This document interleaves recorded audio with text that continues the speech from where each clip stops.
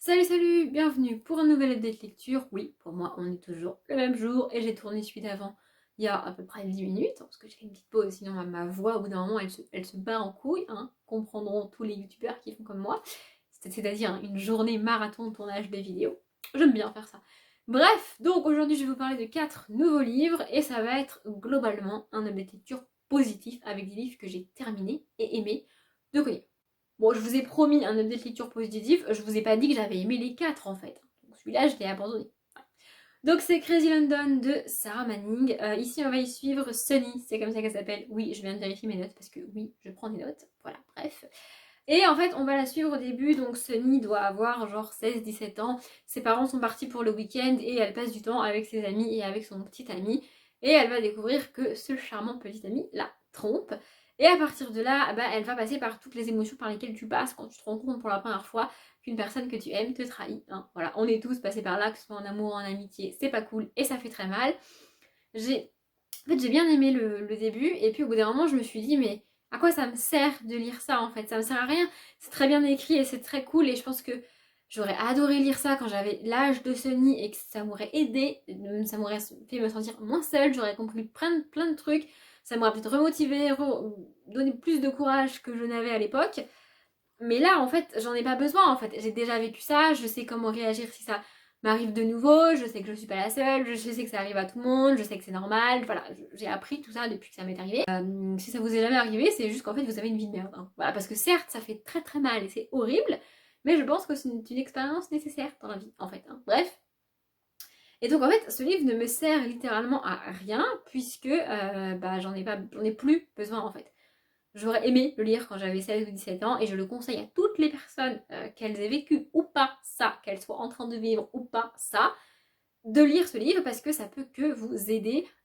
Après, moi, ça m'a pas emballé. Puis le personnage de Sunny est pas. Elle se laisse porter par tout ce qui lui arrive. En fait, dans le résumé, on a l'impression qu'à partir du moment où elle découvre que son mec la trompe, elle le poursuit dans Londres pour le retrouver et qu'il lui donne une explication. Alors qu'en fait, c'est pas ça du tout. Elle a une réaction qui peut nous agacer, mais en même temps, arrêter de faire genre on a tous été à sa place et on a tous plus ou moins réagi comme ça. C'est-à-dire qu'elle ne peut pas s'empêcher de lui trouver des excuses, de dire non mais c'est pas vrai, c'est la photo, elle est mal prise, elle est mal faite, c'est pas sa faute, bla bla bla bla bla bla. Et donc elle le cherche pour qu'il lui explique, mais pas en mode mec t'es un connard, dégage, plutôt en mode mec vas-y dis-moi que c'est pas ta faute, dis-moi que c'est pas ce que je crois, vas-y je vais te pardonner, blablabla. Et en fait lui il se fout littéralement de sa gueule. En fait dans le résumé on a l'impression que c'est elle qui décide de le chercher dans Londres jusqu'à ce qu'elle le trouve. Alors qu'en fait ils parlent par message je crois et par appel aussi de temps en temps. Et il lui dit rejoins-moi là, je suis là. Et quand elle arrive là, il est parti. Rejoins-moi là, je suis là. Du coup, c'est lui qui se fout littéralement de sa gueule. Et elle ne fait que se laisser porter et le suivre là-dedans au lieu de dire mais mec, en fait, tu te fous de ma gueule, dégage. Enfin, voilà, à un moment donné, si tu veux pas assumer, si tu m'as trompé et si t'es con, bah dégage. Non, elle a pas ce recul-là. Alors certes, c'est compréhensible. Sauf que me retrouve avec un personnage qui a vécu ce que j'ai déjà vécu et qui ne m'apprend rien sur la manière de gérer une telle situation et qui se laisse porter par les autres et par son connard de futur ex, on l'espère, c'était pas franchement fun. Et au bout d'un moment, je me suis dit, je vais lire autre chose, ce sera mieux. Donc j'ai arrêté à la page 120, j'ai même pas fini le chapitre. En général, j'essaye de finir le chapitre, mais là, j'ai pas fini le chapitre. Bref, c'est bien écrit et c'est très fun. On comprend quand on est passé par là, on comprend toutes ses réactions et toutes ses émotions. Je suis pas en train de dire que c'est ridicule de réagir comme elle réagit. Hein. Je suis même pas en train de dire que j'ai pas réagi comme ça d'ailleurs.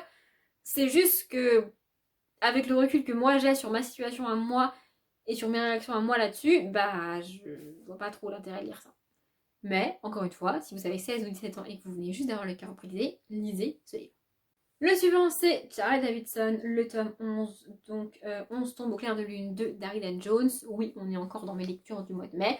Je vous avoue que je sais plus trop quand sort cette vidéo, mais j'ai pleinement conscience que toutes les lectures qui concernent le mois de la fantasy sortent bien après le mois de la fantasy. Hein, mais c'est comme ça, que voulez-vous. Donc pour rappel, dans cette saga, on va suivre Charlie. Charlie est le livre est un mélange de fantastique enquête policière avec une héroïne un peu badass, un peu drôle. Tout ça mis ensemble, ça a l'air d'être complètement brouillon, mais c'est vraiment ouf. Au début du tome 1, on découvre, enfin on apprend ce qu'elle, elle le sait depuis qu'elle est née, hein, mais nous, on apprend qu'elle est faucheuse, en fait. Enfin, elle n'est pas vraiment faucheuse, mais elle voit les morts, elle voit les fantômes des morts. Du coup, elle est pas policière, mais elle est détective privée un peu, et elle aide son oncle, qui lui est flic, à arrêter les meurtriers, parce que comme elle a directement face à elle le fantôme du mort, bah du coup elle peut lui demander qu'est-ce qui s'est passé. C'est plus facile.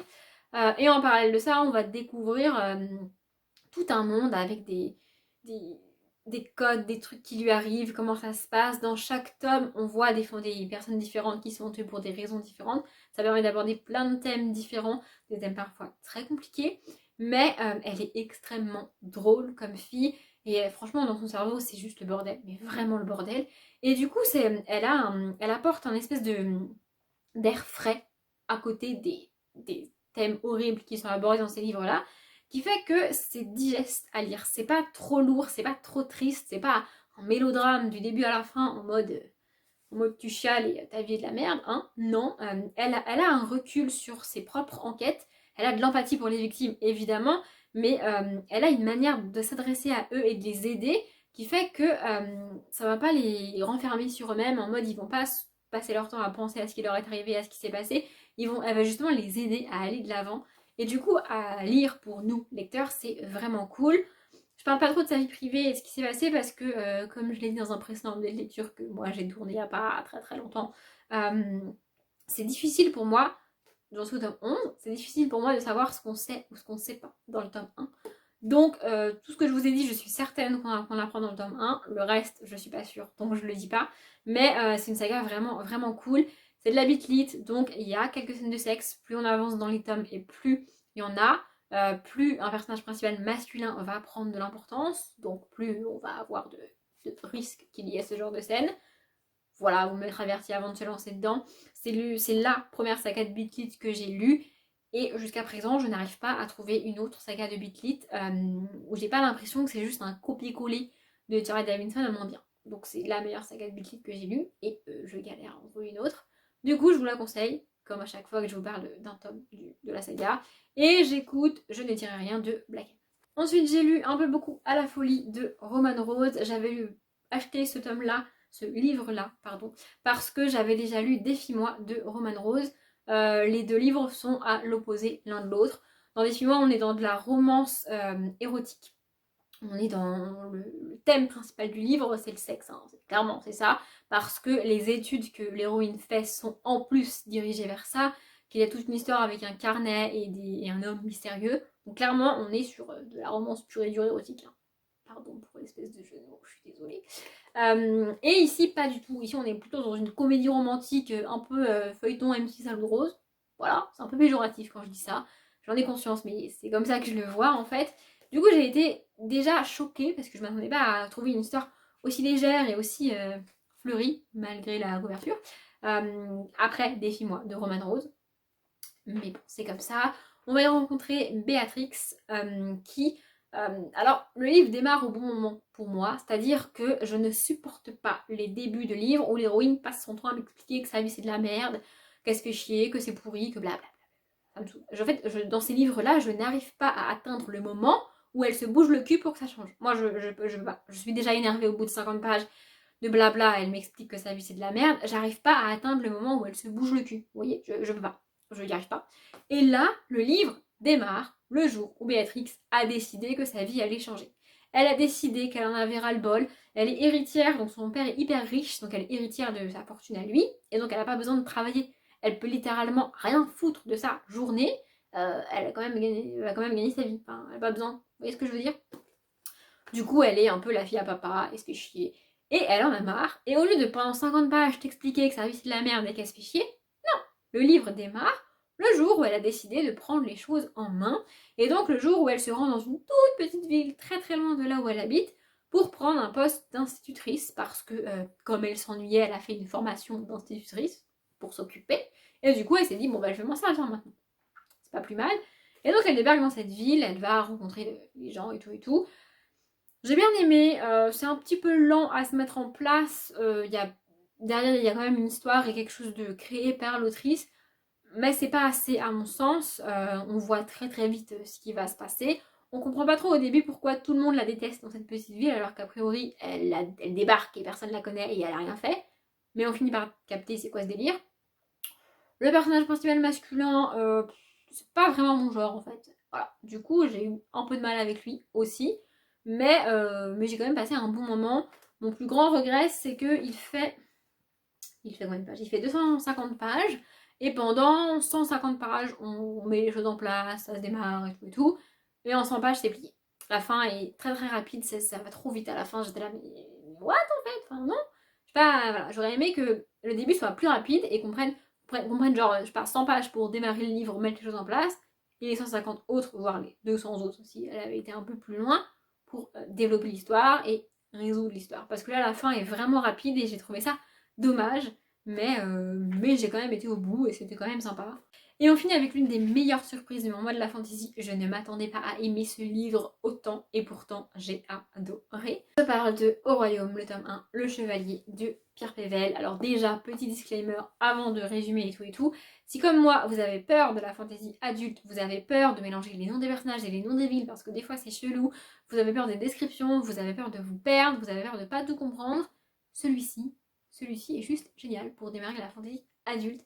Ça se lit tout seul, c'est magique, c'est un pavé énorme, mais les chapitres sont courts, ils sont en plus redivisés avec des petites épées comme ça là, ce qui fait que c'est fluide, tu peux faire des pauses. Moi j'adore pouvoir faire des pauses dans mes romans et j'ai du mal à m'arrêter en plein milieu d'un paragraphe toute seule. Du coup, quand on a des chapitres courts et qu'en plus les auteurs les divisent, ça m'aide à faire des pauses et c'est juste génial. Vraiment, ça se lit vraiment, vraiment tout seul. C'est pas du tout compliqué, c'est pas complexe, on mélange pas et l'auteur prend son temps pour mettre les choses en place, ce qui fait que on n'est pas perdu et on comprend ce qui se passe et c'est génial. Pour l'histoire, dans le prologue, on suit Lorne qui est chargée d'aller dans une espèce d'endroit bizarre, un peu truc à crack, et endroit où tu fumes de la meth, des trucs comme ça, un peu dégueulasse, mais bon, ils ont leur drogue à eux.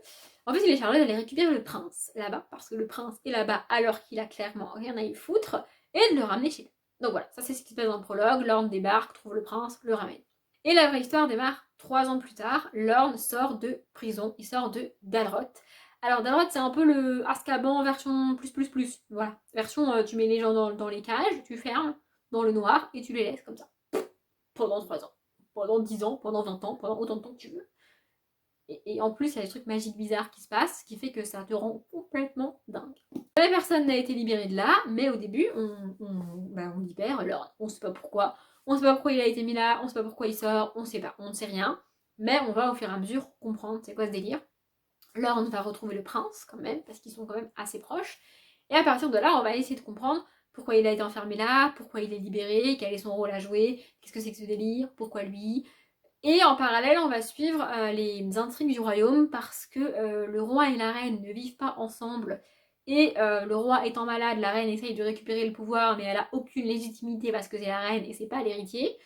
Et du coup, on va essayer de comprendre ce délire. Et ce que j'ai aimé, c'est que le fait que la reine n'ait pas le droit de récupérer le trône n'a pas éveillé en moi l'espèce de féministe guerrière qui est en moi, en mode putain, c'est la reine, elle pourrait quand même régner. Parce que la reine est vraiment une connasse en fait. Donc en fait, t'as aucune envie que la reine règne. Ouais, je fais des phrases compliquées des fois. Et du coup, ça te dérange pas qu'elle ait pas le pouvoir de régner et qu'elle soit pas l'héritière parce qu'en fait, elle est complètement tarée et qu'elle ne mérite pas de régner. C'est pas parce qu'elle est une femme qu'elle mérite pas de régner, c'est parce qu'elle est complètement tarée, hein, qu'on soit clair. Donc voilà, j'ai vraiment adoré, j'ai qu'une hâte, c'est de lire la suite, d'autant que la fin, mais alors la fin, mes pierres, Monsieur Père Pével, pourquoi vous avez fait ça en fait? Enfin, je veux dire, c'est pas possible. Moi, je veux savoir la suite là, parce que là, c'est n'importe quoi. À la fin, c'est juste horrible. Depuis que j'ai terminé le livre, je cherche désespérément le tome 2 d'occasion. Mais je pense que si d'ici un mois ou deux je l'ai pas trouvé, je vais l'acheter le neuf en fait. Parce que c'est pas possible là, il me faut la suite en fait. Vraiment, vraiment, vraiment. Je peux que vous encourager à lire ce livre. N'ayez pas peur de ce livre en particulier pour la fantaisie adulte.